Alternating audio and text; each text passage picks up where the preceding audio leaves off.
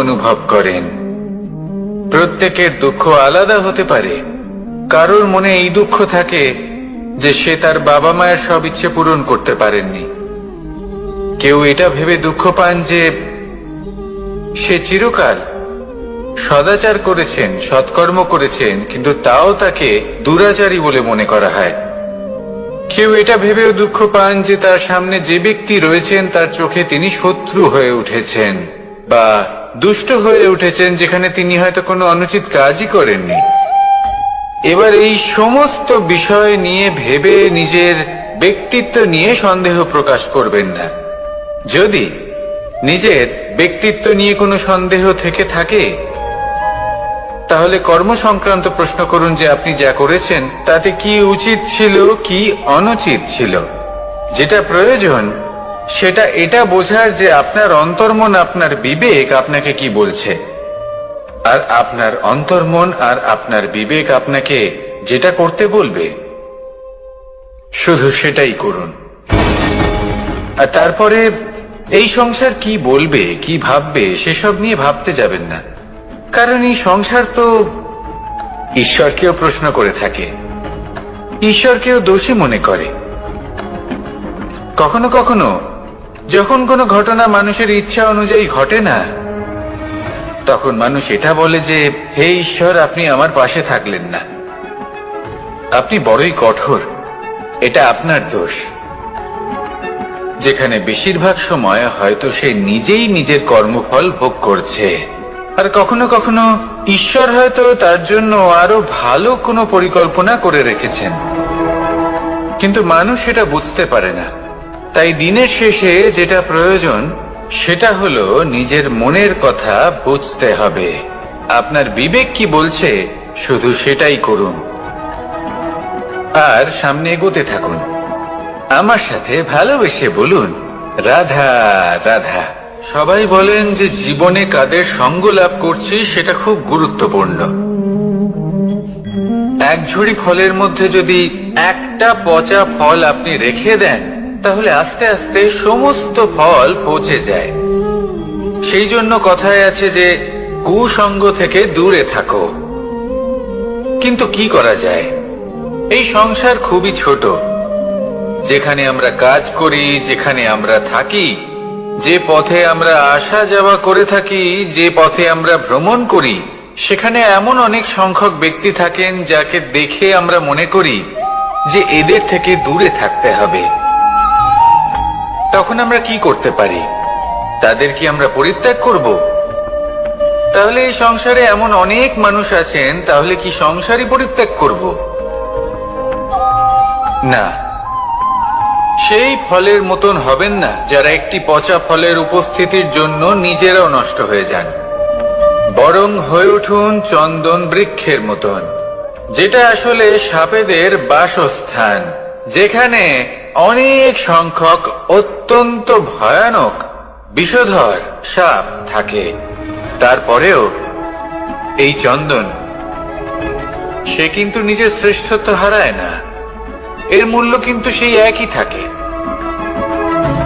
মনে রাখবেন, এই সংসারে নিজের সঙ্গ বদলানোর পূর্বে নিজেকে বদলান।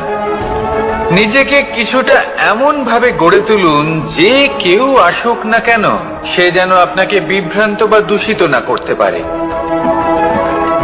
আসুন আমার সাথে ভালোবেসে বলুন রাধা রাধা। মানুষ জীবনে অনেক ধরনের সুখ লাভ করে। অর্থ সুখ, পরিবারের সুখ, বৈভবের সুখ। কিন্তু এমন একটা সুখ আছে যা বেশিরভাগ মানুষকে প্রভাবিত করে, কিন্তু সেই সুখ তাদের কোনো প্রয়োজনই নেই। সেটা হলো পরনিন্দা সুখ। অর্থাৎ এমন কোন ব্যক্তিকে নিয়ে নিন্দা করা, তার প্রতি অনুচিত শব্দ প্রয়োগ করা, কারণ সেই ব্যক্তিকে আপনি পছন্দ করেন না। আর এমন অনেক মানুষ আছেন যারা এই কাজ করে খুব আনন্দ লাভ করেন, যেটা করা উচিত নয়। কারণ এতে আপনার সময়, আপনার ঊর্জা, আপনার নিজের অন্তরের ইতিবাচক শক্তি আপনি নষ্ট করে ফেলছেন। আর এই সব কিছুই আপনার প্রয়োজন আছে। যাদেরকে আপনার পছন্দ নয় সেই ব্যক্তির বিষয়ে কথাই বলবেন না। সেই সব ব্যক্তির দিকে মনোনিবেশ করুন যাদের আপনি ভালোবাসেন। সেই সব কাজে মন দিন যেগুলো আপনার ভালো লাগে। সেই বস্তুর দিকে নজর দিন যেগুলো আপনার প্রিয়, নিজের লক্ষ্যের দিকে, এই সব কিছুর দিকে নয়। এমনটা করলে আপনার জীবনে আপনি সেই সব বস্তুর দিকে নজর দিতে পারবেন যারা প্রকৃত অর্থে আপনার জীবন আরো শ্রেষ্ঠ করে তোলে। এমনটাই করুন, জীবন আরো অনেক বেশি সুন্দর হয়ে উঠবে। আর তখন এই মন প্রসন্ন হয়ে বলবে, রাধা রাধা। আজ আমরা আবার সাফল্য আর অসফলতার বিষয়ে কথা বলবো। সফল ব্যক্তি কে হয় এবং অসফল ব্যক্তি কে হয়, এই বিষয়ে আমরা আগে অনেকবার কথা বলেছি। প্রত্যেক ব্যক্তি সাফল্য লাভ করতে চান, কিন্তু প্রত্যেক ব্যক্তি সাফল্য লাভের এই কাজে সফল হতে পারেন না। এবার এটা কেন হয়, এর পেছনে কারণটা কি? কারণ হলো ভয়। সফল ব্যক্তি হলেন তিনি যিনি নিজের সিদ্ধান্ত দ্বারা এই সমস্ত সংসারকে বদলে দিয়ে থাকেন, এবং অসফল ব্যক্তি হলেন তিনি যিনি এই সংসারকে দেখে এর বিষয়ে ভেবে নিজের সিদ্ধান্ত বদলে ফেলেন। প্রয়োজন হলো নিজের লক্ষ্যের বিষয়ে ভেবে দেখার, পথের বিষয়ে ভেবে দেখার। একবার যদি আপনি পথ নির্বাচন করে থাকেন, সেই পথে অগ্রসর হতে থাকুন আর তাতে অটল থাকুন। সবসময় দৃঢ় প্রতিজ্ঞ হন। আপনি যদি কোনো পথে টিকে থাকেন আর নিরন্তর পরিশ্রম করতে থাকেন, তবেই আপনার জীবনে সাফল্য আসবে। যদি কথায় কথায় লোকে কি ভাববে, লোকে কি বলবে, এ কথা ভেবে নিজের সিদ্ধান্ত পাল্টান, তাহলে কখনো নিজের লক্ষ্যে পৌঁছতে পারবেন না। আসুন আমার সাথে ভালোবেসে বলুন, রাধা রাধা। মানুষের 6টি বড় শত্রু রয়েছে, আর এরা অন্য কোথাও নয়, বরং মানুষের অন্তরেই বাস করে। এই 6টি শত্রু হলো কাম, ক্রোধ, মোহ, লোভ, ঈর্ষা আর অহংকার। কিন্তু এরা কি চিরকাল আপনার শত্রু হিসেবেই থেকে যায়? এদেরকে নিজের বন্ধু করে তোলা কি সম্ভব নয়? ভেবে দেখুন না। এবার যদি কথা বলি কাম নিয়ে, অর্থাৎ কামনা করা, তাহলে মানুষ যদি জীবনে কামনা করতে থাকে তাহলে সন্তোষের অনুভূতি লাভ করতে পারে না। কিন্তু এই কামনাই মানুষের বন্ধু হয়ে উঠতে পারে। কিভাবে? ধরুন, যদি মানুষ ভাবে আমি আরো অনেক বেশি শ্রেষ্ঠ ব্যক্তি হয়ে উঠতে চাই, আর তার জন্য কর্ম করে, পরিশ্রম করে, তাহলে ভবিষ্যতে গিয়ে শ্রেষ্ঠ ব্যক্তি হয়ে উঠতে পারে কামনার কারণে। অর্থাৎ এই কামনাই ওর বন্ধু হয়ে ওঠে। কিন্তু ধরুন কোনো মানুষ যদি চায় সে শ্রেষ্ঠ ব্যক্তি হয়ে উঠবে, কিন্তু তার জন্য না কোনো কর্ম করছেন আর না কোনো পরিশ্রম করছেন, আর অধর্মের পথে চলতে শুরু করে দেন, তাহলে এই কামনাই তার শত্রু হয়ে উঠতে পারে। এবার যদি এই কামনাকে নিজের বন্ধু করে তুলতে হয়, তাহলে নিজের নির্বাচনে বিচক্ষণ হতে হবে, নিজের মস্তিষ্কের ওপর নিয়ন্ত্রণ রাখতে শিখতে হবে। সেটাই করুন আর আমার সাথে ভালোবেসে বলুন, রাধা রাধা। আজ আমরা মানুষের আরো একটি শত্রুর বিষয়ে কথা বলবো, যার নাম হলো লোভ। যে কোনো বস্তুকে অত্যাধিক লাভ করার যে বাসনা, যতটা লাভ করেছি ততটা যথেষ্ট নয়, আমার আরো চাই, আরো চাই, একেই বলে লোভ। এবার এই লোভ আপনার জীবনে শুভ না অশুভ, আপনার মিত্র নাকি আপনার শত্রু, সেটাও নির্ভর করছে আপনার উপর।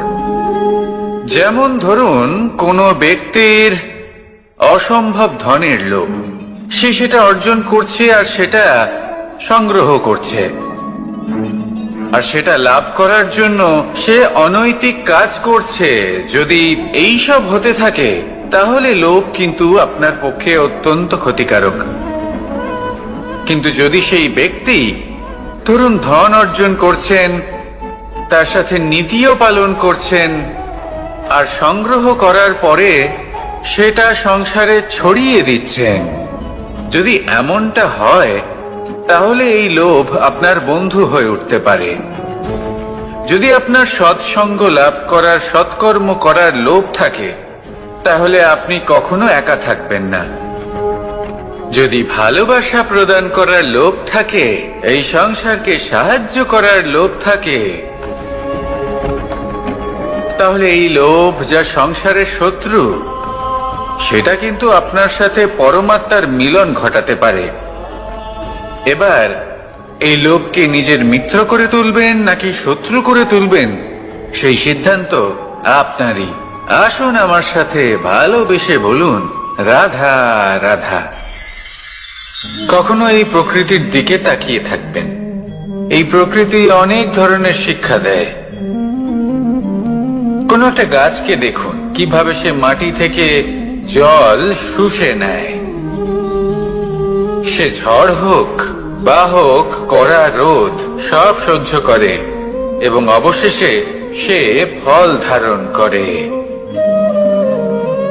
আর সেই ফল উৎপন্ন করার পরে সে ফল কিন্তু সে নিজে গ্রহণ করে না, এই সংসারকে প্রদান করে, যাতে পশু পাখি মানুষ তারা এই ফল গ্রহণ করে শক্তিশালী হয়ে উঠতে পারে, সুস্থ থাকতে পারে।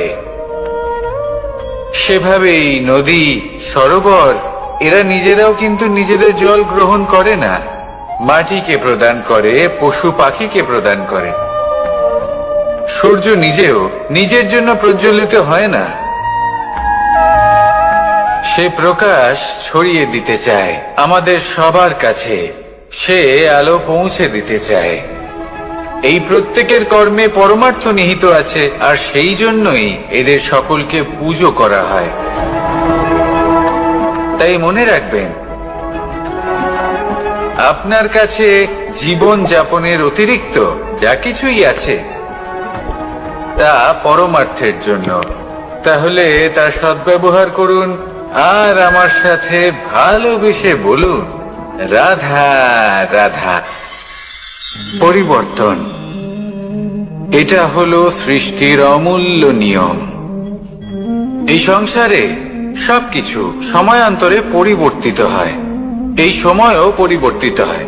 পরিবর্তন চিরকাল হয়ে এসেছে আর চিরকাল হতে থাকবে। কিন্তু এবার আমরা সেই পরিবর্তন কিভাবে লাভ করব, যেটা আমাদের প্রয়োজন, যেটা আমরা চাই। আমরা জীবনে বিকাশ চাই। এই বিকাশ কিভাবে লাভ করতে পারি? এই প্রকৃতি কিন্তু আমাদের অত্যন্ত উত্তম উদাহরণ দিয়ে বুঝিয়েছে। একটি বিন্দুর উদাহরণ দিয়েছে, যা ভবিষ্যতে একটা বিশাল নদীর আকার ধারণ করে। এটা কিভাবে হয়? মেঘ থেকে একটি বিন্দু ঝরে পড়ে সেই পর্বতের ওপর যেখানে হিম আছে। সেই হিমের সংস্পর্শে আসা মাত্র সেই বিন্দুর সাথে আরো বেশ কিছু বিন্দু যুক্ত হয়, তারপর তারা অগ্রসর হয়, আরো কিছু বিন্দু যুক্ত হয়, আস্তে আস্তে একটা ক্ষীণ ধারার রূপ ধারণ করে, এবং সেটাই ভবিষ্যতে আরো এগোতে থাকে। অনেকটা যাওয়ার পর যখন অনেক সংখ্যক বিন্দু একসাথে যুক্ত হয়, তখন সেটা বিশাল নদীর আকার ধারণ করে। এবার আমরা মানুষ বলে আমাদের সাথে এই নিয়মের অন্যথা হয় তা নয়। আমরাও এই প্রকৃতির অংশ, আমাদের ক্ষেত্রেও একই নিয়ম প্রযোজ্য। যখন পরিশ্রম করে অনেক সংখ্যক বিন্দু আমরা একত্রিত করব, তখনই পরিবর্তনের নদী প্রবাহিত হবে। প্রয়োজন হলো নিরন্তর পরিশ্রম করা এবং ধৈর্য ধরা।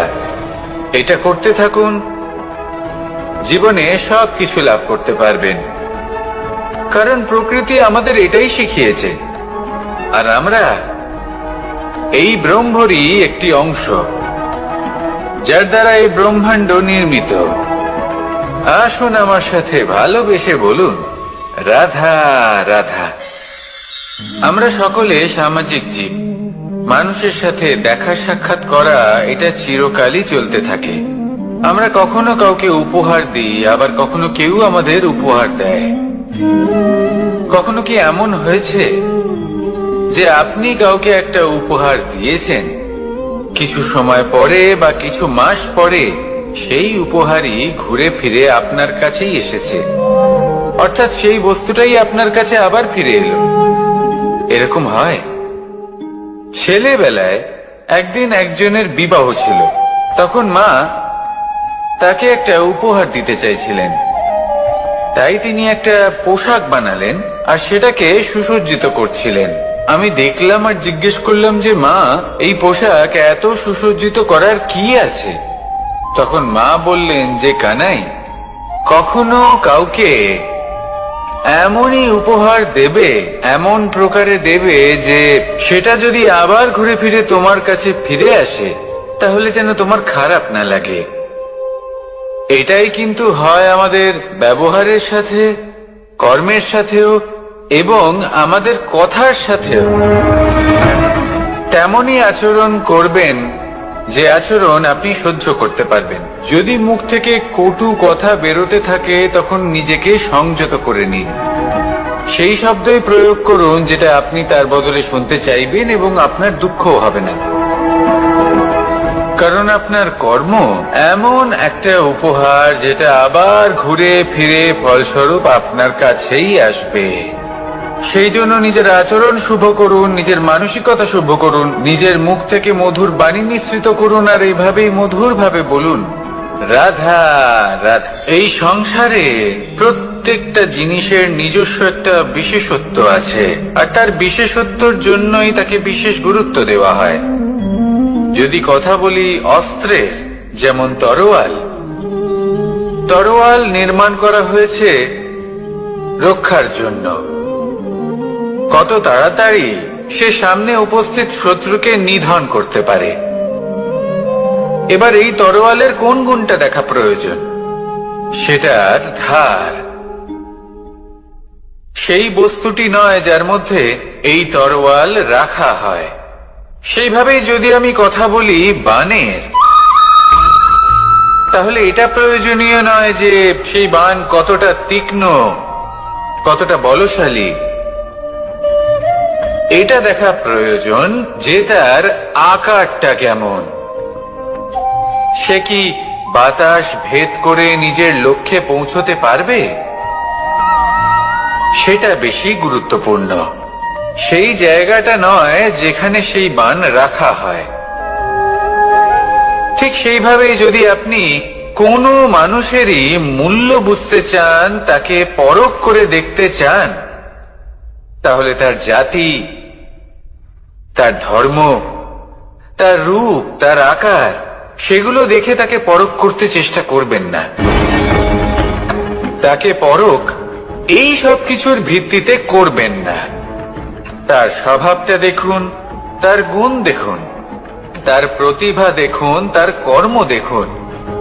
কারণ এটাই সেই ব্যক্তির আসল পরিচয়, এটাই হলো তার অস্তিত্ব।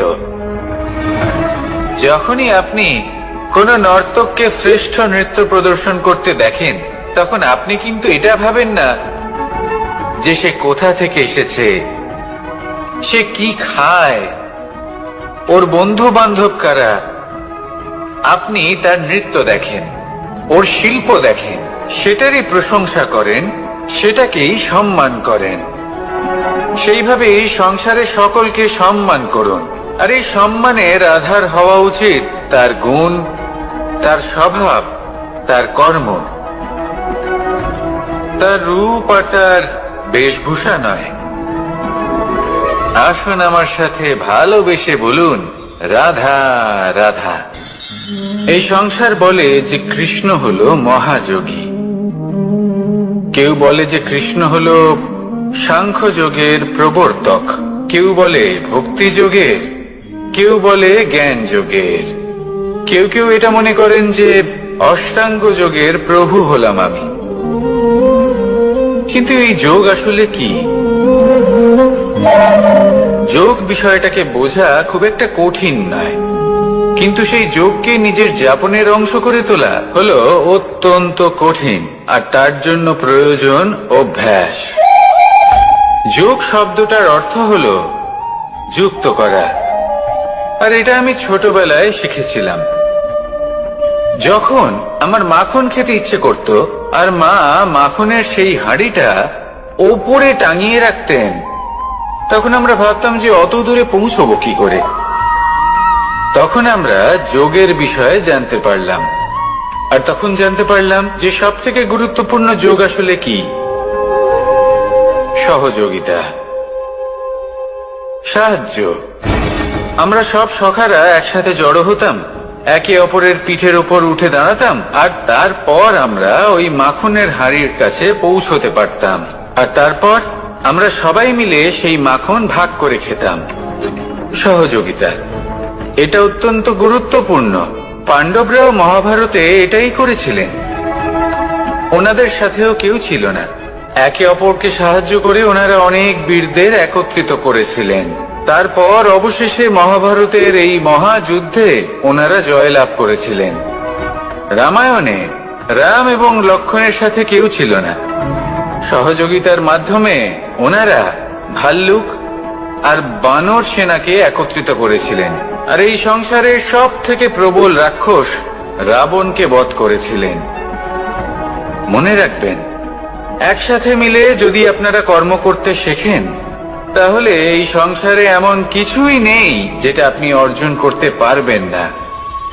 আসুন আমার সাথে ভালোবেসে বলুন, রাধা রাধা। কর্ম এবং ফল। মানুষের স্বভাব হলো এটাই যে তিনি নিজের প্রত্যেক পরিশ্রমের প্রতিফল প্রার্থনা করেন। বেশিরভাগ সময় এই ফলাফলের চিন্তা করতে করতে, কল্পনা করতে করতে উনি কর্ম করতে থাকেন যে আমি এই কাজটা করলে এই ফল পাবো। সেই সব কল্পনা করতে থাকেন যা না তার হাতে আছে, না আছে অধিকার, আর না আছে নিয়ন্ত্রণ। উনি শুধু নিজের কর্ম করতে পারেন। উনি কি ফল পাবেন তা তার হাতে কখনোই নেই। তাই আপনিও শুধুমাত্র কর্ম করতে থাকুন, ফলের চিন্তা করবেন না। মনে রাখবেন, শিকড় এবং শাখা যেভাবে একে অপরের সাথে জড়িয়ে, সেইভাবেই একে অপরের সাথে জড়িয়ে কর্ম এবং ফল। যেরকম কর্ম আপনি করবেন, সেরকম ফল আপনি অবশ্যই পাবেন। তাই এই ফলের আশায় কর্মের সময় কখনোই নষ্ট করবেন না, কারণ যে ব্যক্তি সময় নষ্ট করেন, সময় সেই ব্যক্তিকে অবশ্যই নষ্ট করে দেয়। কর্ম করুন নিঃস্বার্থভাবে, ফলের চিন্তা করবেন না, আর আমার সাথে ভালোবেসে বলুন, রাধা রাধা। কর্ম এবং ফল। দেখতে গেলে এই সমস্ত ব্রহ্মাণ্ড এই দুইয়ের মাঝেই স্থির হয়ে আছে। মানুষজন কর্ম করেন ভালো ফল লাভের আশায়, আর ভালো ফল লাভের আশায় উনি এটাই ভুলে যান যে উনি যে কর্ম করছেন তা কি করছেন। আমি বলেছিলাম কর্ম করুন ফলের চিন্তা না করে, কিন্তু কি কর্ম করছেন সেই বিষয়ে ভাবাটাও অত্যন্ত আবশ্যক। না তো অনেক সময় আমরা এমন কর্ম করে ফেলি যা না চাইতেও বিষে পরিণত হয়, যা হয়েছে দুঃশাসনের সাথে, দুর্যোধনের সাথে, গুরু দ্রোণের সাথে। একজনের মানসিকতা উচিত ছিল না, একজনের বিবেক উচিত ছিল না, আরেকজন যে পক্ষ নির্বাচন করেছিলেন সেই পক্ষ উচিত ছিল না। আর যা কিছু ওনাদের সাথে হলো, আপনার, আমার, আমাদের সকলের সাথে তা হতে পারে। আমি বলেছিলাম কর্ম করুন, ফলের চিন্তা করবেন না, কিন্তু এই কর্মের বিষয়ে বিচার করে দেখাটাও ততটাই আবশ্যক। দেখুন, কর্ম করার উচিত প্রক্রিয়া ফলের চিন্তা না করা, কিন্তু যদি আপনার কর্ম শুভ হয়, তাহলে তার ফলও নিয়তি আপনাকেই দেবে। সর্বদা কর্ম করার সময় এটা ভাবুন যে আপনার এই কর্ম এই সংসারকে, এই সমাজকে, আপনার পরিবারকে, আপনার আশেপাশের মানুষজনকে কোন দিশায় নিয়ে যাবে। যদি এটা সবার জন্য মঙ্গলময় হয় তাহলে কর্ম করতে থাকুন। আর হ্যাঁ, নিশ্চিত রূপে ফলের চিন্তা করবেন না। আসুন আমার সাথে ভালোবেসে বলুন, রাধা রাধা। বটবৃক্ষের বীজ সর্ষের দানার থেকেও ছোট হয়, কিন্তু যখন তা নিজের রূপ ধারণ করে তখন তা বিশাল বৃক্ষের আকার ধারণ করে, যা সহস্র বছর ধরে বেঁচে থাকে, ছায়া প্রদান করে, পাখিদের আশ্রয় প্রদান করে, আর দেয় পথচারীদের বিশ্রাম করার স্থান। কেন?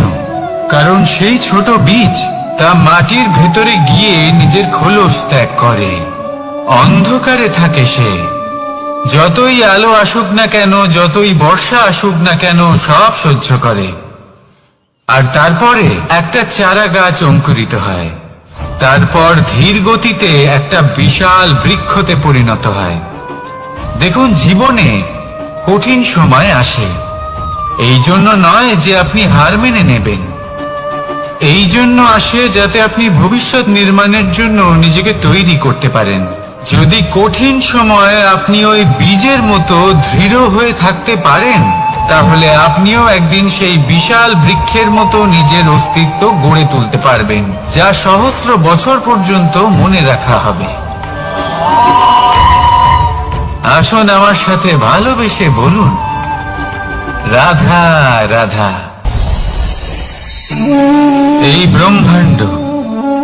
এই ব্রহ্মাণ্ড কত বৃহৎ, তাই না? যার সম্মুখে এই পৃথিবীকেও একটা বিন্দুর মতো মনে হয়। আর এই পৃথিবীতে আমরা কে হই, আমাদের আকার কি রকম, আমাদের অস্তিত্বই বা কি? যখন আমরা এভাবে ভাবি তখন মনে হয় আমরা কিছুই নই। তা আমরা যখন কিছুই নই, তাহলে আমরা এত চিন্তা করি কেন? কি ভেবে ভয় পাই? কাকেই বা এত ভয় পাই? কে আমাদের মারতে পারে আর কেই বা আমাদের জন্ম দেবে? আত্মার আসলে না কখনো জন্ম হয় আর না কখনো মৃত্যু। আত্মা শুধুই শরীর বদল করে। আপনি, আমি, আমরা সকলে এই শরীর নয়, আমরা হলাম আত্মা, যা হলো পরম আত্মার পরম অঙ্গ। সেই জন্য মনে রাখবেন, বাইরের কোথাও দেখবেন না, নিজের অন্তরের গভীরে গিয়ে দেখুন, আত্মাকে উপলব্ধি করতে শিখুন। ক্লেশ, ভয়, চিন্তা, এই সব কিছুর থেকে নিজেকে দূরে রাখুন, তাহলেই উপলব্ধি করতে পারবেন পরমাত্মা কে। তাহলে আসুন আমার সাথে ভালোবেসে বলুন, রাধা রাধা। পরিবর্তন এই সংসারের শাশ্বত নিয়ম। কোন রাজা নেই যিনি চিরকাল রাজা থাকেন, কোন ধনী ব্যক্তি নেই যিনি চিরকাল ধনী থাকবেন। এই সংসারে সূর্যের স্থান নেওয়ার জন্য চন্দ্রিমার আগমন ঘটে। কোন স্থান যাকে পতিত বলা হয়েছিল, সেখানে মহল তৈরি হয়েছে। কোন স্থান যাকে আজ মলিন বলা হয়েছে, কাল সেখানে মন্দিরও স্থাপন হতে পারে। কোন ঋতু চিরকালের জন্য থাকে না, কখনো সময় চিরকাল একরকম থাকে না। আজ যা আপনার কাছে রয়েছে, কাল অন্য কারোর ছিল। আজ যা আপনার কাছে রয়েছে, কাল তা অন্য কারোর কাছে চলে যাবে। আপনার সাথে কিছু থাকলে তা হলো আপনার কর্ম, কিন্তু সেই কর্মের পরিণামও আপনার নয়। আপনি শুধু কর্ম করুন, বাকি সবকিছুই পরিবর্তনশীল। কিন্তু সেই পরিবর্তনকে দেখে ভয় পাওয়ার প্রয়োজন নেই, তাকে স্বাগত জানান।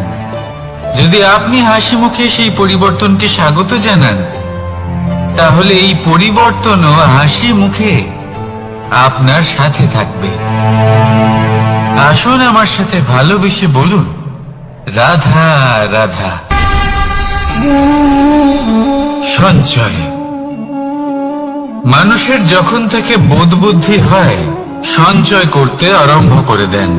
সঞ্চয় করতে থাকেন ভোজনের, সঞ্চয় অর্থের, সঞ্চয় শক্তির। নিজের জন্য করেন, নিজের পরিবারের জন্য করেন, নিজের স্ত্রীর জন্য করেন, সন্তানের জন্য করেন, সন্তানের সন্তানের জন্যও সঞ্চয় করেন। সঞ্চয় করার জন্য ওনার কাছে অনেক কারণ রয়েছে, কারণ উনি এটা ভাবেন যে এই সঞ্চিত শক্তির জন্য কেউ ওনার কোনো ক্ষতি করতে পারবে না। মানুষ ভুলে যান একটা গুরুত্বপূর্ণ কথা, এই সত্য, উনি এই সংসারে খালি হাতেই এসেছিলেন, আর এখান থেকে ওনাকে খালি হাতেই যেতে হবে। যা এখানকার তা এখানেই থেকে যাবে। আর যদি কিছু ওনার সাথে যায় তা হলো ওনার কর্ম, আর কিচ্ছু নয়। তাই যদি কিছু অর্জন করতে চান তাহলে শুভ কর্ম অর্জন করুন, আত্মশক্তি অর্জন করুন, কারণ পরলোকে এটাই হবে আপনার সম্পত্তি। তাহলে কি এটা আপনি অর্জন করতে চান না? আসুন আর আমার সাথে ভালোবেসে বলুন, রাধা রাধা। সদিচ্ছা। দেখতে গেলে 3 অক্ষরে তৈরি এই শব্দ, কিন্তু সমস্ত ত্রিলোক তার উপরেই আধারিত। আপনি এই সংসারে এসেছেন, তখন অবশ্যই শ্বাস নেবেন, কিন্তু তার বদলে আপনাকে কিছু তো দিতেই হবে। আপনার উপর নির্ভর করছে আপনি কি দেবেন। কি দেবেন এই সংসারকে, এই সমাজকে, নিজের পরিবারকে, আর তার বদলে কি নেবেন? যশ নাকি অপযশ? দেখুন, এক ছিল রাবণ, যে কিনা সমুদ্র পার করলো সীতাকে অপহরণ করার জন্য, আর এক ছিলেন রামচন্দ্র, যিনি সমুদ্র পার করেছিলেন, সেতু বানিয়ে গিয়েছিলেন সীতাকে ফিরিয়ে নিয়ে আসার জন্য। দুজনেই সমুদ্র পার করেছিলেন, শুধু পার্থক্য ছিল সদিচ্ছাকে বোঝার, লক্ষ্যের। অনেক মানুষের যাত্রা একরকম হতেই পারে, কিন্তু আনন্দ তখনই লাভ করবেন যখন লক্ষ্য শুভ হবে, মহান হবে। এই লক্ষ্য দিয়ে এই সংসারের কল্যাণ হবে এবং মানুষের সম্মান হবে। যদি আপনার সংকল্প উচিত হয় তাহলে আপনার লক্ষ্য উচিতই হবে, নয়তো শুধুমাত্র বিনাশ হবে। আর উচিত এটাই হবে যে বিনাশের হাত থেকে যেন নিজেকে বাঁচানো যায়, কি বলেন? তাই জীবনে যে লক্ষ্য স্থির করছেন, মনে রাখবেন তা যেন শুভ লক্ষ্য হয়। যদি এরকম হয় তাহলে আপনার যাত্রা, আপনার জীবন দুটোই শুভময় হবে। আসুন আর আমার সাথে ভালোবেসে বলুন, রাধা রাধা। সুরক্ষা। এই সুরক্ষা আসলে কি? এটা কি কোনো কবচ নাকি কোনো সীমা? এই সুরক্ষা আসলে অন্য কিছু। আমাদের মাতা পিতা, আমাদের প্রিয়জন, আমাদের বন্ধু, এই সমাজ, আমাদের শুভাকাঙ্ক্ষী, আমাদের আত্মীয়, এনারা সবাই আমাদের জীবনে কোনো না কোনো ভাবে সুরক্ষা দিয়ে থাকেন, একটা কবচ দিয়ে থাকেন কোনো না কোনো রূপে। কিন্তু দেখতে গেলে আমাদের পরাক্রমের পথে, আমাদের বীরত্বের পথে, আমাদের সাহসের পথে এই সুরক্ষাই সব থেকে বড় বাধা হয়ে দাঁড়ায়। একবার ভেবে দেখুন, যদি আপনি কোনো সুরক্ষাই না পান, বা যদি আপনি এই সুরক্ষা ভেঙে বাইরে আসতে পারেন, তাহলে আপনার বীরত্ব চরম সীমায় পৌঁছে যায়। কেন? কারণ তখন আপনি জানেন যে এই সংসারের সম্মুখীন আমাদের নিজেদেরই হতে হবে। আপনি বুঝে যান যে শত্রুর সম্মুখীন এবার নিজের বলের দ্বারা, নিজের পরাক্রমের দ্বারা, নিজের সাহসের দ্বারা করতে হবে। আর তখন আমাদের মনের মধ্যে এই শক্তি জাগ্রত হয়। এই শক্তি অন্তরেই বসবাস করে, শুধু এটা চিনে নিতে হবে, একে জাগ্রত করতে হবে। আর এটা সুরক্ষা ভেঙে যাওয়ার পরেই সম্ভব হয়। আর যারা নিজের শক্তি সম্পর্কে জানেন, যিনি নিজেই জানেন তিনি কতটা শক্তিশালী, তিনি নিজেই নিজের সুরক্ষা কবচ চিরকালের মতো ভেঙে ফেলে দেন, ঠিক কর্ণের মতো। আর তারপরে দেখুন, আপনার পরাজয় হোক বা বিজয়ী হোক না কেন, সেটাই অনেক বড় হয়। সেটাই প্রশস্ত হয়ে থাকে। সেই জন্য ত্যাগ করুন নিজের ভয়কে, নিজের আশেপাশের এই সুরক্ষা চক্রকে ভেঙে ফেলুন, আর সম্মুখীন হন এই সংসারের নিজের শত্রু সম্মুখীন হন। পরাক্রমের এই অঙ্কুর, তা অঙ্কুরিত হওয়ার জন্য বীজের উপরের এই কবচ, এটা ভেঙে যাওয়া অতি আবশ্যক। আসুন আমার সাথে ভালোবেসে বলুন, রাধা রাধা। যখন আমরা হাঁটতে থাকি আর আমাদের পায়ে কাঁটা বিঁধে যায়, তখন মুখ দিয়ে আহ বেরিয়ে আসে, কান্না চলে আসে, আর অনেক সময় অভিশাপও বেরিয়ে আসে। কিন্তু আমরা কি কখনো এটা এইভাবে দেখেছি, এইভাবে ভেবেছি যে আমরা যে পথে চলেছি সেই পথে কাঁটা বিঁধেছে, নাকি আমরা সেই পথ নির্বাচন করেছি যাতে শুধুই কাঁটা রয়েছে? নাকি আমরা এভাবে ভেবে দেখেছি যে এই কাঁটা আমাদের কষ্ট দিতে এসেছে, নাকি এটা আমরাই বিছিয়ে রেখেছিলাম? সাবধান থাকা উচিত ছিল, কারণ কাঁটা বিঁধলে যন্ত্রণা হবে, চিৎকার করে ফেলতে পারি, মুখ থেকে অভিশাপও বেরিয়ে আসতে পারে। কিন্তু এই অভিশাপ শুধুমাত্র আমাদের তরফ থেকে অভিশাপ হয়, সামনের ব্যক্তিটির ওপরও নির্ভর করে। এবার সেই ব্যক্তি যদি এমন হয় যে ফুল আর কাঁটা এই দুই সমানভাবে গ্রহণ করতে পারে, তার কাছে অভিশাপও বরদানে পরিণত হয়। শেষ পর্যন্ত ব্যাপারটা দাঁড়ায় ভাবনা, চিন্তা, দৃষ্টিভঙ্গির ওপর। কারণ আপনার এই ভাবনাই সত্যি হয়ে সামনে আসে। সেই জন্য এই ভাবনা, চিন্তা, মানসিকতাকে গুরুত্ব সহকারে দেখবেন। এই বিবেচনা নিয়ে বিবেচনা করতে শিখুন। আমার কথার অর্থ হলো যে জীবনে যখন এরকম কিছু একটা ঘটবে, তখন ভেবে দেখুন যে এরকম কেন হলো। আপনি কি এমন কোনো কর্ম করেছিলেন যার কর্মফল এটা? এমন কোনো কাজ যা অনুচিত ছিল, অসত্য ছিল, যা অভদ্রতার কারণ ছিল? ভেবে দেখা প্রয়োজন। দেখুন, ইচ্ছে হলো আপনার যে আপনি কি করতে চান, ভাবনা আপনার, সত্য আপনার, জীবন আপনার, সিদ্ধান্ত আপনার। আসুন আর আমার সাথে ভালোবেসে বলুন, রাধা রাধা। সময়, এই সময় আসলে কি? এই সময় একটা সরল রেখা তো কখনোই নয়। সময় হলো একটা চক্র, যেখানে এর আদি সেখানেই হলো এর অন্ত, আর যেখানে তা শেষ হয় সেখান থেকেই তার শুরু হয়।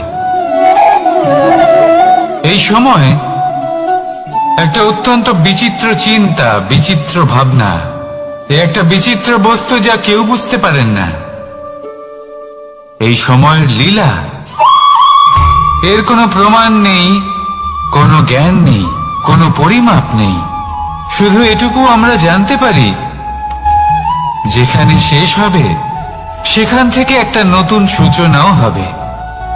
যা আজ আপনার কাছে আছে, কাল অন্য কারোর কাছে যাবে, তারপরে তার কাছ থেকেও অন্য কারোর কাছে যাবে, তারপরে তার থেকেও ছিনিয়ে নেওয়া হবে। এই নিয়তির একজনের কাছ থেকে অন্যজনের কাছে আদান প্রদানের এই সময় হলো আপনার সময়। এই সময় সদ্ব্যবহার করুন, এই সময়কে বাঁচুন। আপনাকে শুধু এটাই সুনিশ্চিত করতে হবে যে আপনি কোন পক্ষে আছেন। আর সত্যি বলতে কি, আপনার জীবনের পরিণাম নির্ভর করে আপনার নির্বাচনের ওপর। আপনি কোন পক্ষ নির্বাচন করছেন? তাহলে মনে রাখবেন, জীবনে সেই পক্ষই নির্বাচন করবেন যা চয়ন করার পরে আপনি সুখ অনুভব করবেন, আপনি সন্তোষ লাভ করবেন, প্রসন্নতা লাভ করবেন। আর আমি এটাই সুনিশ্চিত করব যে এই পক্ষ যেন শান্তির পক্ষ হয়, এই পক্ষই যেন প্রেমের পক্ষ হয়। তাহলে চিন্তা করবেন না, আর আসুন আমার সাথে ভালোবেসে বলুন, রাধা রাধা। আজ আমি আপনাকে এমন এক গল্প শোনাবো যা আমার নন্দ বাবা আমাকে শুনিয়েছিলেন যখন আমি ছোট ছিলাম। কাহিনী একজন সাধু আর একজন বিছের। একবার এক সাধু নদীর পাড়ে স্নান করছিলেন। উনি দেখলেন যে জলের প্রবাহে একটা বিছে ভেসে যাচ্ছে। তার প্রাণ বাঁচানোর জন্য উনি তাকে তুলে নদীর পাড়ে রাখার চেষ্টা করলেন, কিন্তু যেই সেই বিছেকে উনি হাতে তুললেন, সেই বিছে ওনাকে কামড়ে দিল। সাধু আবার চেষ্টা করলেন, সেই বিছেকে হাতে নেওয়াতে সে আবার তাকে কামড়ে দিল। আরো একবার চেষ্টা করাতে ওনার শিষ্য ওনাকে জিজ্ঞেস করল, এ আপনি কি করছেন গুরুদেব? এসব কি হচ্ছে? আপনি তারই প্রাণ বাঁচানোর চেষ্টা করছেন যে আপনাকে কামড়ে দিচ্ছে। গুরুদেব উত্তর দিলেন, যে ও বিছে হয়েই নিজের কর্ম করছে, নিজের প্রবৃত্তি, নিজের ব্যবহার বদলাচ্ছে না, তাহলে আমি সাধু হয়ে তা কেন বদলাবো? এর তাৎপর্য হলো সরল, যে সংসারে কিছু মানুষ আছেন যারা হয়তো খারাপ, দুষ্ট প্রকৃতির, আর হয়তো তারা কখনোই বদলাবেন না, কখনোই কোনো পরিবর্তন আসবে না। কিন্তু তার মানে এই নয় যে আমরা আমাদের কর্ম করা ছেড়ে দিই, আমরা আমাদের প্রচেষ্টা ছেড়ে দেব। আগে না, আমাদের তো করতেই হবে, কারণ ইতিহাস সাক্ষী আছে যে এই চেষ্টা এই সংসারের ধারাকেও বদলে দিতে পারে। তাহলে আপনিও আসুন আর আমার সাথে ভালোবেসে বলুন, রাধা রাধা। মানুষ জীবনে সবসময় শিখরে পৌঁছতে চায়, অনেক উঁচুতে উঠতে চায়, আর তার জন্য তারা কি না করে, পরিকল্পনা করে, ষড়যন্ত্র করে, প্রার্থনা করতে থাকে, আবার কারোর কাছে সাহায্যও চায়। কিন্তু এত কিছু করা সত্ত্বেও অনেক সময় মানুষ শিখরে পৌঁছতে পারে না। যদি পৌঁছেও যায় তাও খুব তাড়াতাড়ি নিচে নেমে আসে। এর কারণ কি? একটা উদাহরণ দিয়ে বোঝানো যাক। এই হলো ময়ূর পেখম, আর এই হলো পাথর। যদি এই পেখমকে হাওয়ায় ছুঁড়ে দিই তবে ও উড়তে থাকে, কিন্তু এই পাথর অতি শীঘ্রই মাটিতে নেমে আসে। এর কারণ কি? ভার। এই পাথর হলো ভারী, আর এই শিক্ষাই আমাদের গ্রহণ করতে হবে। ঠিক এইভাবেই যদি আমাদের মন দ্বন্দ্ব আর অহংকার দ্বারা পরিপূর্ণ হয়ে থাকে, তাহলে তা কখনোই শিখরে পৌঁছবে না। পৌঁছে গেলেও খুব শীঘ্রই মাটিতে নেমে আসবে। তাই এই মনকে হালকা করতে শিখুন, অহংকারকে, এই হিংসাকে ত্যাগ করুন। তারপর উঁচুতে উড়ে তো দেখুন, কত উঁচুতে উঠতে পারবেন আপনি। আসুন আমার সাথে ভালোবেসে বলুন, রাধা রাধা। মানুষ এক অত্যন্ত বিচিত্র প্রাণী। পরিকল্পনা করে, ষড়যন্ত্র করে, প্রচেষ্টা করে, কাউকে পরাজিত করার চেষ্টাও করে। সাপকে একটা দড়ি মনে করে হাতে চেপে ধরার চেষ্টা করে, কিন্তু একটা কথা বুঝতেই পারে না, সময়ের এই সাপ, এটা হাতে চেপে ধরাই যায় না। আর আপনি যা করবেন তা আবার ফিরে আসবে আপনারই সামনে। দেখুন, এতে কিছুই যায় আসে না যে আপনি কুম্ভকারের পুত্র নাকি কৃষ্ণের পুত্র। যদি আপনি অনুচিত কর্ম করেন তাহলে আপনার সাথেও অনুচিতই হবে। অশুভ কর্ম করলে আপনার সাথেও অশুভই হবে। কুরু বংশ অত্যন্ত মহান বংশ ছিল। এই কুরু বংশ কি হলো তার সাথে? একটা গোটা বংশ বয়ে গেল, কারণ ওনাদের উদ্দেশ্য অশুভ ছিল। অন্যদিকে 5 জন বনবাসী পাণ্ডব মহাভারত বিজয়ী হলেন, কারণ তাদের উদ্দেশ্য শুভ ছিল। তাই মনে রাখবেন, শুভ অগ্নি প্রজ্বলিত করবেন, শুভ তাপ সঞ্চার হবে। অশুভ অগ্নি প্রজ্বলিত করবেন, নরকেই জ্বলতে হবে। তাহলে আসুন আর আমার সাথে ভালোবেসে বলুন, রাধা রাধা। মানুষ জীবনে সবসময় সুখ পেতে চান, কিন্তু এই সুখ, এটা আসলে কি? এই সুখের আসল রূপ কি? আমি বলি, সুখের আসলে 2টি রূপ হয়, বাহ্যিক সুখ, আত্মিক সুখ। আর এটা ঠিক তেমনই হয় যেরকম আমাদের শরীরের সাথে জড়িত ছায়া আর আমাদের শরীরের মধ্যে বসবাসকারী আত্মার। যদি ছায়ার কথা ভেবে দেখেন তাহলে বুঝতে পারবেন আমাদের শোবার সময় ভোরবেলা এই ছায়া অনেক বড় হয়ে যায়। যখন এই সূর্য মাথার উপরে চলে আসে তার তাপ বেড়ে যায়, তখন এই ছায়া ছোট হয়ে যায়। আর যেই অন্ধকার নেমে আসে এই ছায়া আপনার সঙ্গ ত্যাগ করে। এরকমই হয় বাহ্যিক সুখ। আর এবার কথা বলি আমাদের শরীরের মধ্যে বসবাসকারী এই আত্মা। এই আত্মা কখনো আমাদের সঙ্গ ত্যাগ করে না, সব সময় আমাদের সাথে জড়িয়ে থাকে। এরকমই হয় আত্মিক সুখ, যা সব সময় আমাদের সাথে থাকে। আত্মিক সুখ কারোর সেবা করে, আত্মিক সুখ কাউকে সাহায্য করে, আত্মিক সুখ প্রেম বোধের, যা কখনো আমাদের সঙ্গ ত্যাগ করে না। সেখানে বাহ্যিক সুখ, যতক্ষণ আপনি সম্পন্ন কিছু মানুষ এবং সুবিধার সাথে আছে, এই বাহ্যিক সুখ আপনার সাথে থাকবে। সম্পন্নতা চলে গেলে, মানুষজন চলে গেলে, সুখ সুবিধা চলে গেলে বাহ্যিক সুখও চলে যায়। তাহলে এই আত্মিক সুখ খুঁজে নিন এবং সেই সুখের সাথেই বলুন রাধা রাধা। আপনি কখনো কোনো সাধারণ পাখি দেখেছেন? যেমন বাবুই। সে কি করে? সে কোনো গাছের ডালে নিজের বাসা বানায়। এবার সেইখানে বাসা বানানো সহজ ব্যাপার, কারণ সামগ্রী আশেপাশেই পাওয়া যায়। কিন্তু সমস্যা হলো আক্রমণ। কোনো সাপ বা অন্য কোনো পশু ওর বাসাতে ওর সন্তানদের উপর না আক্রমণ করে বসে, এই ভয় তার সব সময় থাকে। আর এটা সব থেকে কঠিন ব্যাপার এদের জন্য, নিজের বাসায় নিজের সন্তানদের সুরক্ষা। আর বাজ পাখি, যদি আমরা বাজের কথা বলি তাহলে তারা কি করে? বাজ পাখি কোনো উঁচু পাহাড়ের শিখরে, কোনো পাথরের খাঁজে নিজের বাসা তৈরি করে। এবার ওখানে বাসা বানানো একেবারেই সহজ ব্যাপার নয়, কারণ সামগ্রী আশেপাশে পাওয়া যায় না, দূর থেকে নিয়ে আসতে হয়। কিন্তু সেইখানে আক্রমণের ভয়ও কখনোই থাকে না। এইভাবে উচিত রূপে ও নিজের বাসা রক্ষা করতে পারে, নিজের সন্তানদের রক্ষা করতে পারে। এর সারমর্ম হলো এটাই, যদি সমস্যা বড় হয় তাহলে সমাধানও উচ্চমানের হওয়া উচিত।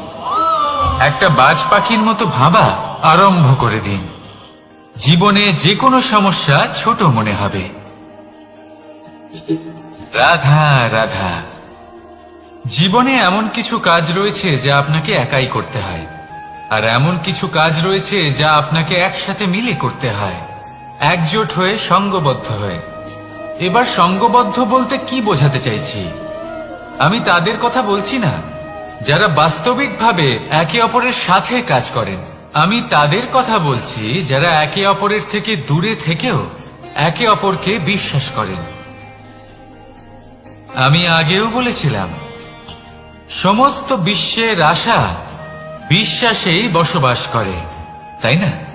তাই যেখানে সমস্ত বিশ্ব আছে, সমস্ত সংসার আছে, সেইখানেই বিশ্বাস রয়েছে।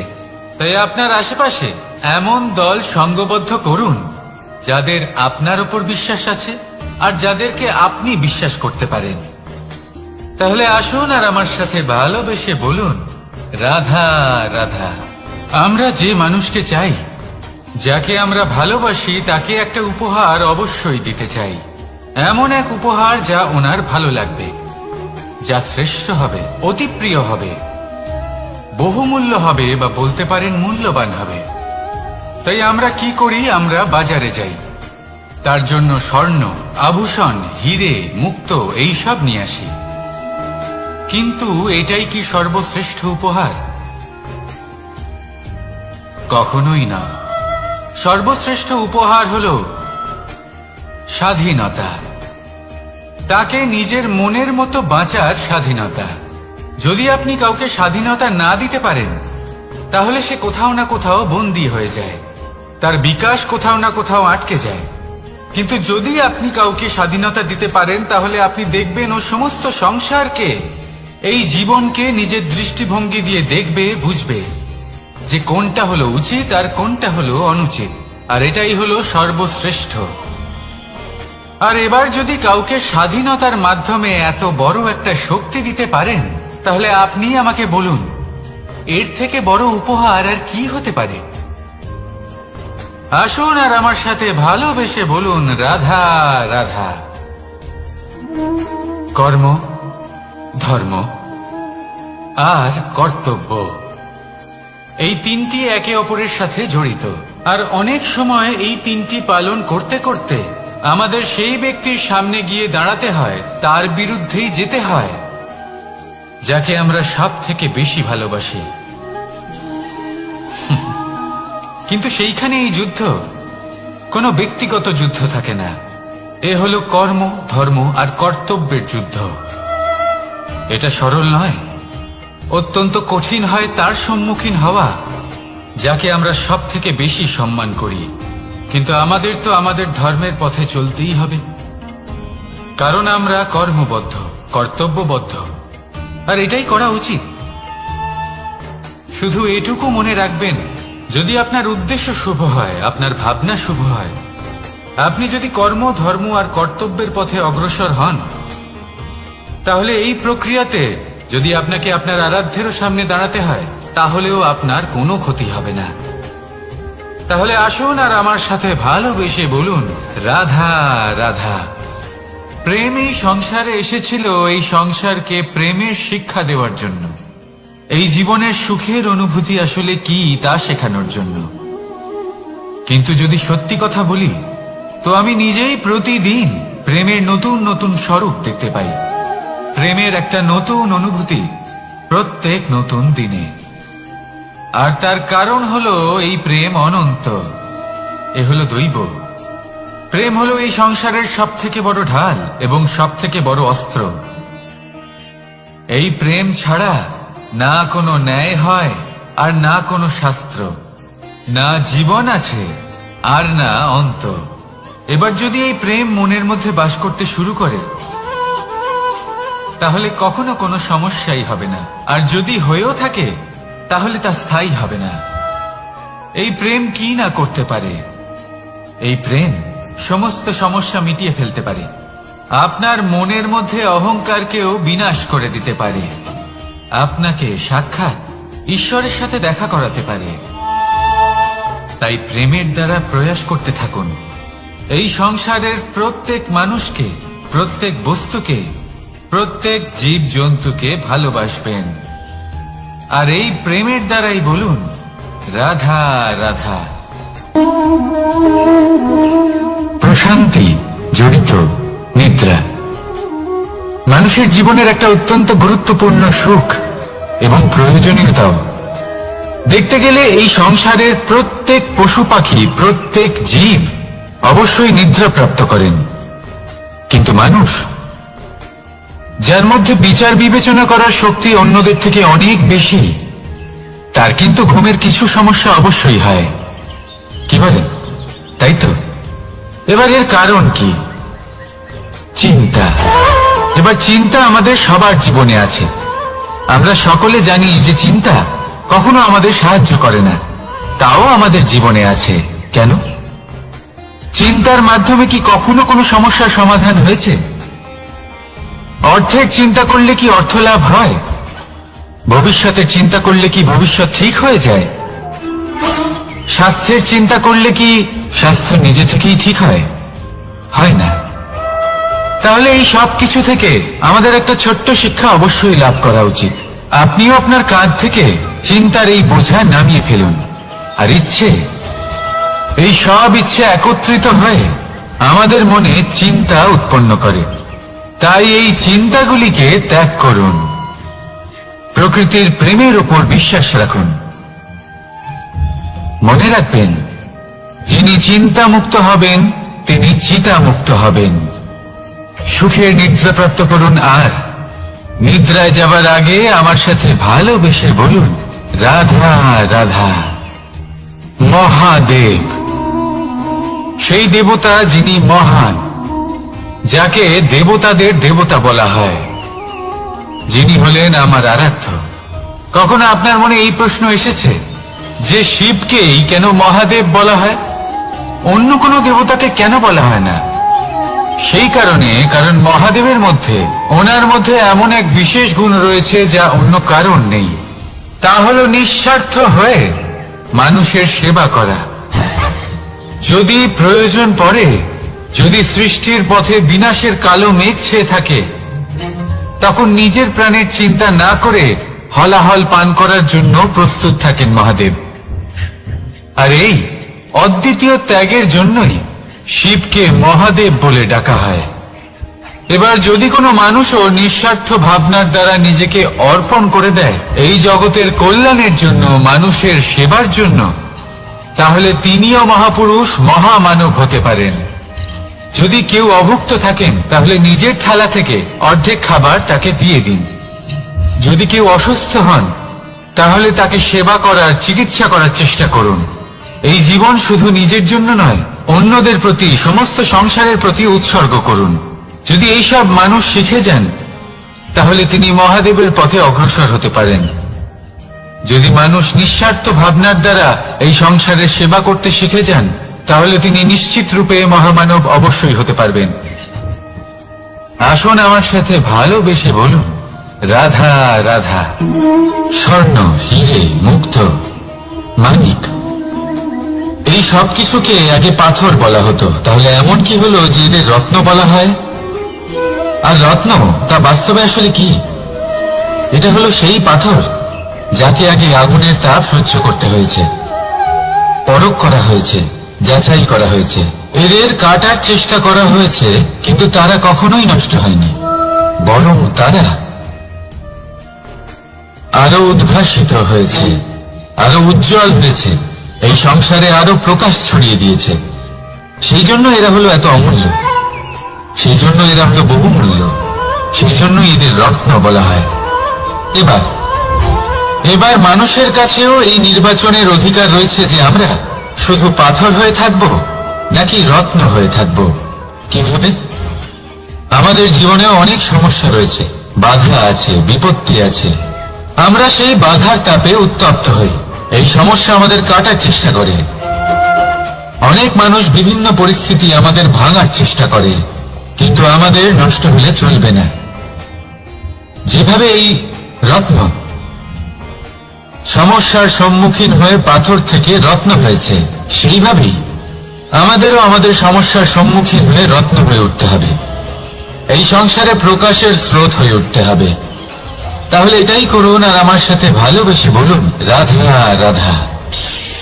সংসারে সব থেকে বড় শক্তি আসলে কি? কেউ বলবেন শারীরিক শক্তি, কেউ বলবেন অস্ত্রের শক্তি, কেউ বলবেন জ্ঞানের শক্তি।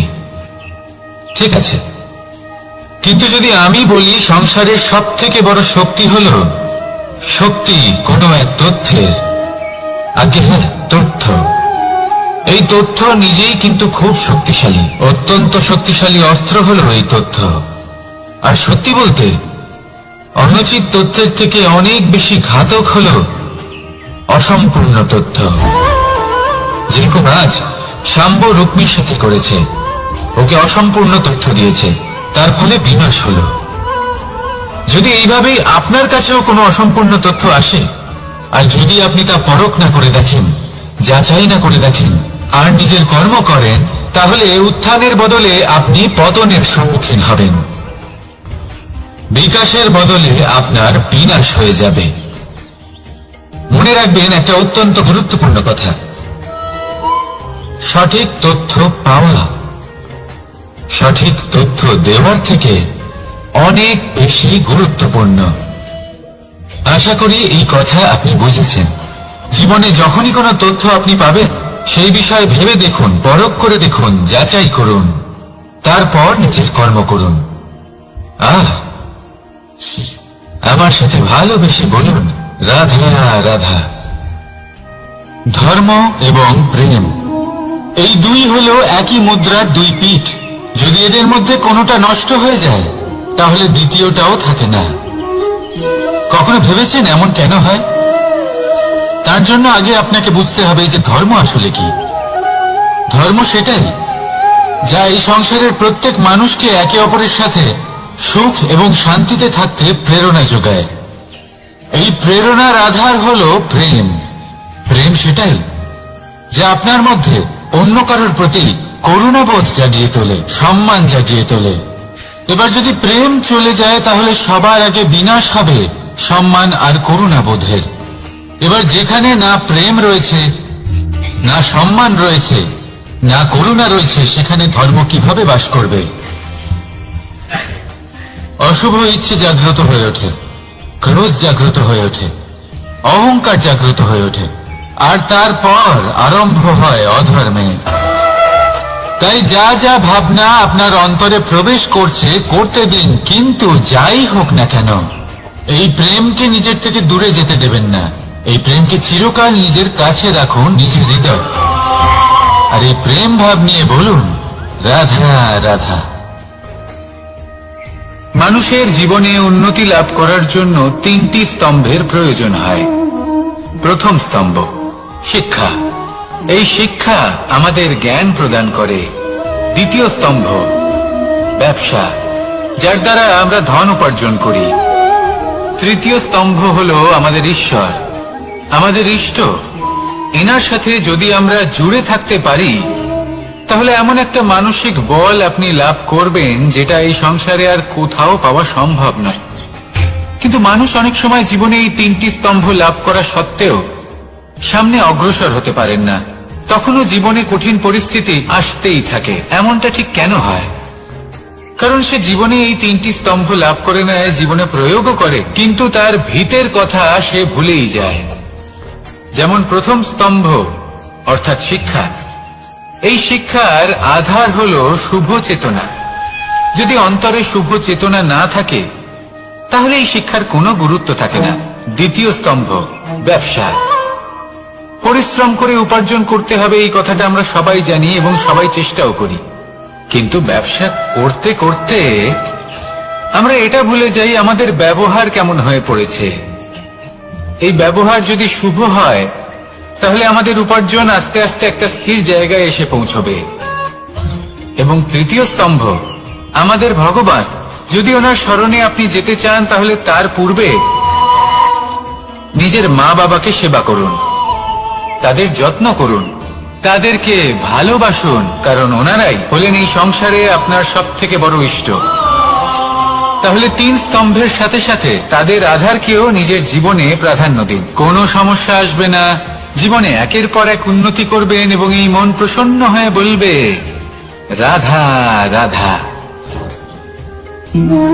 সুখ, দুঃখ এবং শক্তি, এই তিন হলো এই সংসারের ত্রিদেবের মতো। আমাদের জীবনে যা কিছু ঘটছে এই তিনটির ভিত্তির উপরেই হচ্ছে। আসলে এই সংসারের একটা নিয়ম আছে, যখনই আপনি কিছু লাভ করেন এই সংসার আপনার পরীক্ষা নেয়। এটা জানার জন্য আপনার পরীক্ষা নেয় যে আপনি যা কিছুই লাভ করেছেন আপনি কি আদৌ সেটার যোগ্য কিনা। ঠিক সেইভাবেই এই সুখ, দুঃখ এবং শক্তি আপনার পরীক্ষা নিয়ে থাকে। যখন সুখ আসে তখন সে আপনার পরীক্ষা নেয় যে আপনার মধ্যে অহংবোধ জাগ্রত হয়নি তো। যদি অহংবোধ চলে আসে তাহলে সুখ সেখানেই সঙ্গ ত্যাগ করে। দুঃখ আপনার ধৈর্যের পরীক্ষা নিতে থাকে, আর যদি আপনার মধ্যে ধৈর্য না থাকে তাহলে এটা আপনাকে আরো বেশি দুঃখের গভীর অন্ধকারে ঠেলে দেবে। সেখানে শক্তি পরীক্ষা নেয় আপনার বিনম্রতার। যদি আপনি বিনম্র না হন তাহলে হয় এই শক্তি আপনার সঙ্গ ত্যাগ করবে, নয় এই শক্তি বিনম্রতার অভাবে আপনার পতনের কারণ হতে পারে। এই সংসারে যে কোনো ব্যক্তি যিনি এই পরীক্ষায় উত্তীর্ণ হয়ে থাকেন এই জীবনে তিনি সাফল্য লাভ করেন। আসুন আমার সাথে ভালোবেসে বলুন রাধা রাধা। ভয়ের সাথে আমরা সবাই পরিচিত, কষ্ট আমরা সবাই পেয়েছি। কখনো কখনো আমরা অসুস্থ হয়ে পড়ি, আর এমন সময় হলে মাতার মমতা, কখনো বাবার স্নেহ, কখনো বন্ধুদের পাশে থাকার অনুভূতি আমাদের রোগ নিরাময়ে সাহায্য করে। কখনো যদি আমরা নিরাশ হয়ে পড়ি তখন যদি আমাদের কোনো আপনজন আমাদের দুটো ভালো কথা বলে তখন আমাদের মনোবল বেড়ে যায়। ঠিক তেমন সংসারের এই রঙ্গমঞ্চে যদি আপনি পীড়িত অনুভব করেন, কিছু শুভ কথা আলোচনা করুন, কিছু স্তুতি গান করুন, কিছু মুহূর্তের জন্য হলেও নিজের ইষ্টদেবের কথা স্মরণ করুন আর প্রার্থনা করুন। সাহস বাড়বে, শক্তিও বৃদ্ধি পাবে এবং সামনে এগিয়ে চলার পথও দেখতে পাবেন। তখন এই মন প্রসন্ন হয়ে বলবে, রাধা রাধা।